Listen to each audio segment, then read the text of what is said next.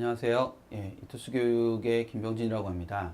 이번 기획된 강좌는 2017학년도 전형계획안이 지금 이제 다 발표가 된 상태이기 때문에 그 2017학년도 전형계획안을 바탕으로 해서 2017학년도에 2016학년도와 어떻게 다르게 각 대학들이 모집을 하는지 뭐 이런 것들을 이제 간략하게 전달하는 그런 기획입니다. 대신 이제 참고로 이 강좌를 지금 이제 들으시는 또는 보시는 분들께서 주의하셔야 될 점은 지금 저희가 이렇게 분석해 드리고 있는 것은 전형 계획안이지 실제 모집 요강이 아니기 때문에 그러니까 각 대학들은 전형 계획안을 발표하고 그 다음해에 4월까지 수시 모집 요강을 발표하게 되어 있습니다. 따라서 2016년 4월 이전에 각 대학들이 수시 모집 요강을 발표하게 될 텐데 그 수시 모집 요강을 최종적으로 확인하시고 지원을 하셔야 된다. 이거는 이제 전체적인 큰 틀에서의 가이드만을 표현하고 있는 거기 때문에 이것이 확정안이라고 보기엔 좀 어려우니까 전체적인 틀만 이런 식으로 진행한다라는 걸 보시면 될 것 같고, 특히 이제 2학년 3학년에 올라가는 학생들 같은 경우는 입시에 대한 경험이 없기 때문에 실제 각 대학들이 변화되는 포인트뿐만 아니라 어떤 식으로 모집을 하는지를 잘 모르실 수도 있죠. 그래서 그런 들어가는 그러니까 시작하는 단계에서 이 정도의 각 대학들은 요런 기준으로 뽑고 있구나라는 것들을 이렇게 미리 인지하는 그런 시간으로 가지셨으면 좋겠습니다. 이번에는 성균관대를 한번 보도록 하겠습니다. 많은 학생들이 관심 있는 그런 학교죠. 성균관대의 수시는 어떤 식으로 진행하는지, 그리고 정시는 어떤 특징을 갖고 있는지에 대해서 한번 차근차근 살펴보도록 하죠. 우선 논술호수자 전형이 있습니다. 성균관대. 논술호수자 전형이 있는데 지금 인원을 보면 2016학년도에 1176명이고 2017학년도에 1021명입니다. 그러니까 인원이 좀 줄었죠. 100명 조금 넘게, 100명 조금 넘게 줄었는데 그 논술 인원은 잘 아시겠지만 논술 전형에 해당하는 인원을 조금씩 이제 각 대학들이 줄여나가고 있는 시기입니다. 근데 그래도 그럼에도 불구하고 이제 상위권 대학들 같은 경우는 논술 전형에 해당하는 인원 수가 아주 적다고 보긴 어려운데 실제로 성균관대 같은 경우는 이제 1000명이 조금 넘는 인원을 모집을 하고 있기 때문에 뭐 적은 인원을 모집한다고 보긴 좀 어려울 것 같습니다. 대신에 성균관대는 해마다 이제 전형 계획안에 실제로 존재하는 인원수와 모집 요강에 나타나는 인원수에 조금씩 차이를 보여요. 그래서 차이를 보이기 때문에 최종적으로 1021명이 될지, 뭐 그보다 많을지, 그보다 적을지는 상대적으로 이제 수시 모집 요강을 확인하셔야만 보실 수 있을 거다라고 생각하시면 될 것 같고, 다른 대학들 뭐 이제 한양대를 제외한 다른 대학들과 마찬가지로 상위 6개 대학들의 이제 논술 전형이 있는 대학들과 마찬가지로 최저 학력 기준이라는 게 존재합니다. 그렇죠? 최저 학력 기준이라는 게 존재하는데 여기 보시는 대로 뭐 국수영탐 세계 등급합 6, 뭐 이런 식으로 존재하죠. 근데 실제로 여기 보면 이 두 개의 큰 차이를 보기는 어렵습니다. 세계 등급합 6, 뭐 밑에 실제 자연계도 세계 등급합 6, 뭐 이런 식으로 뭐 진행을 하기 때문에 그 차이는 없는데, 그러니까 여기서 조금 이제 주의 깊게 생각을 하셔야 되는 것 중에 하나는 2016학년도의 경우에 보면 이 탐일, 탐이 뭐 제2외국어에서 6개 과목이 존재하는 거예요. 그 6개 과목 중에서 등급합 6. 밑에도 지금 보면 자연계도 국수 0에다가 과일, 과이, 제2외국어까지 해서 6개 등급 중에서 3개 등급합 6. 뭐 이런 식으로 돼 있는데 여기는 지금 보시면 그냥 국수형 탐, 국수형 과 뭐 이렇게 돼 있잖아요. 그러니까 이거는 탐구 이제 그러니까 계획안을 보시면 아시겠지만 탐구의 반영 방식이 조금 달라진 거다라고 해석하시면 되고, 그런 측면에서 보면 여기 나타나는 것은 상대적으로 그러니까 국수형 탐일, 탐이 제2외국어에서 세계 등급합 6인 거하고 여기 국수형 탐의 세계 등급합 6인 거는 이게 상대적으로 조금 더 수능 최저학력 기준이 높아졌다 이렇게 해석하실 수 있는 겁니다. 그래서 그 부분에서 수능 최저학력 기준이 인문계와 자연계에 상대적으로 약간 높아졌다라고 해석을 하실 수 있는 거고요. 이제 2017학년도까지는 영어가 절대평가가 아니기 때문에 상대적으로 이런 부분에서의 변화들을 한 번쯤은 생각을 해보실 필요가 있고, 어차피 뭐 글로벌 계열의 문과 계열의 글로벌 계열, 그리고 이과의 반도체나 소프트웨어, 글로벌 바이오 메디컬 엔지니어링 이런 쪽은 실제로는 이제 다른 의예까지 해서 서로 다른 최저학력 기준을 활용하기 때문에 논술 전형에서 그것도 주의 깊게 생각을 하시면서 자신의 수능 경쟁력이 어느 정도 선에 해당하느냐라는 판단을 통해서 내가 어디까지 지원할 수 있겠구나 뭐 이런 거를 미리 한번 가늠해 보는 것도 좋을 것 같고요. 또 하나 이제 특이한 점은 2017학년도 논술 전형에서 학생 교과 전형의 반영 비율이 30%로 증가했다는 거죠. 학생부 교과 전형 교과의 반영 비율이 30%가 20%에서 30%로 늘었고 비교과는 10%로 줄었습니다. 논술의 반영 비율은 똑같지만 이 부분의 차이가 존재한다는 건데, 그럼 저 부분의 차이는 어떤 의미를 갖느냐?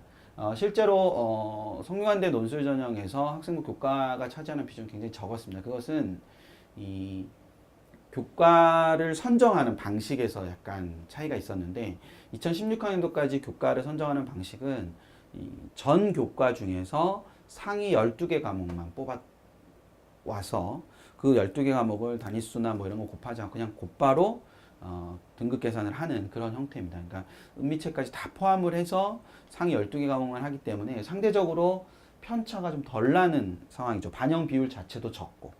그런데 2017학년도 전형계획안에 보면 학생부 교과라는 전형 요소의 반영 비율이 늘었을 뿐만 아니라 이 교과 반영 방식 자체에서 교과목을 선택하는 방식이 좀 바뀌었어요. 교과목을 선택하는 방식이 주요 교과의 전 과목으로 변화했습니다. 그러니까 주요 교과의 전 과목으로 변화했다는 얘기는 문과다, 인문계다 그러면 국수, 영, 사가 되겠죠. 이 네 개의 주요 교과의 모든 과목을 다 반영하는 걸로 바뀐 거예요. 그러면 2016학년도까지는 국수, 영사뿐만 아니라 과학이라든지 인문계든 자연계든 그다음에 음악, 미술, 체육이라든지 뭐 이런 것들 다 합쳐서 상위 10개 교과만 그냥 이렇게 뽑아왔다면 이거는 지금 그런 상황이 아니기 때문에 교과의 비중이 상대적으로 많이 높아진 거다라고 해석을 하실 수 있는 거죠. 그래서 물론 성균관대의 논술 전형에 지원하는 학생들이 과연 그럼 교과가 굉장히 좋을 거냐라고 했을 때 그렇게 교과가 굉장히 좋다라고 말하기는 좀 어려운 면이 있겠죠. 따라서 뭐 1점 얼마 평균 등급 1점 얼마의 친구들이 뭐 절대적으로 유리하고 이렇게 해석하기는 조금 어렵습니다. 왜냐하면 그 친구들이 논술을 또 잘 본다라는 보장은 없기 때문에 그런데 이제 전형 계획안 상으로 그리고 전형 요소별 비율이나 전형의 방식이라든지 이런 것들을 봤을 때는 상대적으로 2016학년도에 비해서 학생부 논술 전형에서의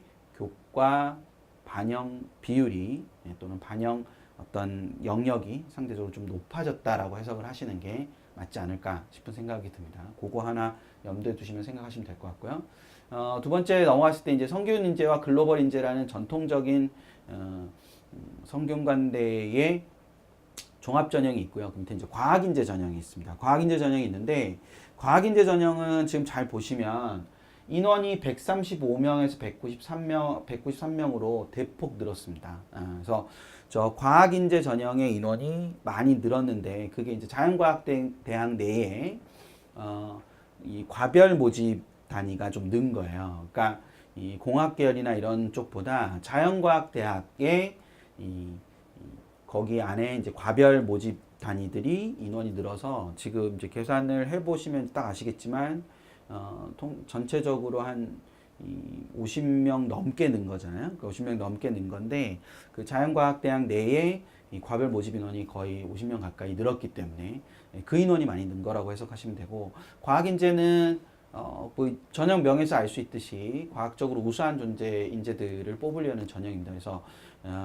뭐 과학적으로 좀 뛰어난 친구들이 많이 지원을 하게 되는데 성대 과학인재는 성균관대 과학인재는 다른 이제 뭐 고려대 과학인재라든지 연세대의 뭐 과학기자라든지 이런 요소랑 좀 다르게 그 면접에 의한 어떤 그 편차를 발생시키는 것이 아니라 지금 보시는 대로 논술을 통해서 합격자를 선발하는 그런 형태입니다. 물론 이제 서류가 있기도 하지만 논술이 굉장히 중요한 역할을 한다고 보실 수 있고요.